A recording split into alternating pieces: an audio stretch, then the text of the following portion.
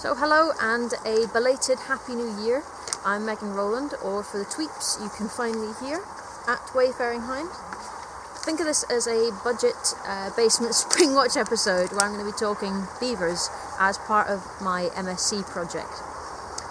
We had to choose a topical debate in modern agriculture. In this case I opted for the reintroduction, discussing the pros and cons of reintroducing beavers into the Scottish agricultural landscape. Drawing any conclusions, even if they are that the conclusion is inconclusive. So, for anyone who knows me, I'm a fairly avid collector of hats. Today I'm going to start with my conservationist hat. So with this on, beavers are a keystone species, widely regarded as ecosystem engineers for their ability to change and shape the habitats that they take up home in. There's about 2,500 published works on them so far. Looking at a good selection of these, I've noticed that most of them seem to be on their effects on ecology and environment, and that it is noted there are winners and losers to every case of beavers taking up residence somewhere. So, in that case, with my wildlife manager's hat on, the impacts are mainly on freshwater, fast-flowing invertebrate species, your caddisflies and your mayflies and some such. Also, a globally threatened species which we are home to in Scotland, 50% of the world's population, the freshwater pearl mussel,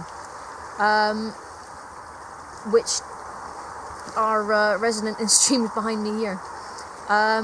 In the Highlands and Islands we're also home to aspen, which is a species of conservation concern. There's an example behind me here too, which is very convenient. In Norway they noted that beavers will travel a particularly long way to access aspen for winter browsing.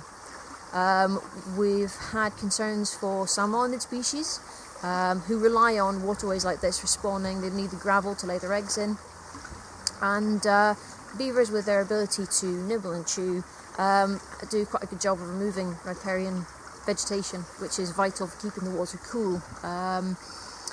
I've also seen areas of bank collapse, and the resulting siltation into the water is pretty damaging for the gravel beds where these salmonids need to lay their eggs, and also for freshwater pearl mussels.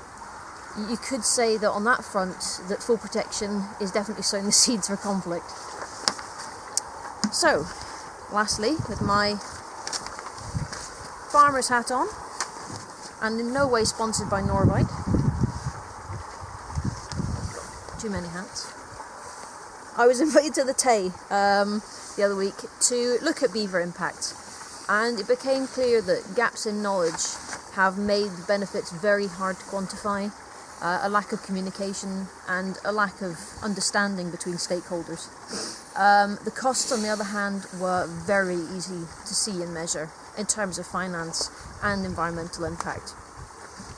Reading through SNH's report and various other pieces, there's no mention of the increase in species like liver fluke, the parasite that causes liver fluke, which in an agricultural environment like Scotland, with 70% of land being used for agriculture, is quite an important factor. Also no mention of increased mosquito incidents, where, it's a species that's capable of transferring diseases like blue tongue. Again, for your farmers and pastoralists, that's a fairly important factor. So, with all three hats on,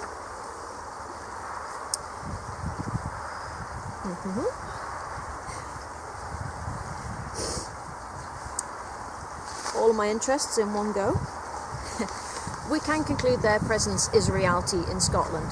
And I'm genuinely excited about it, and I think there are areas where they are going to be really useful and they're going to do good things. However, the release in Tayside has shown everything that can go wrong, and it's evident that wildlife conflicts like this are down to the human players rather than the wildlife a lot of the time. So we need to accept there are going to be conflicts, and we need to find ways to manage them. My main conclusions were we need more research, more focused research into the socio-economic impacts, and more research into agricultural interactions with this species, because there's hardly anything. And when it comes to management, top-down approaches, prescriptive methods just don't work. I feel that a local, ground-up management system tailored to each catchment, because they will all be different, is going to be more effective. So, thank you for watching. I'll have more information and photographs on my blog. I'll put a link somewhere around here, and I'm happy to continue the conversation in the comments below, or on my Twitter page. Again, I'll put a link in somewhere. Okay, thanks for now.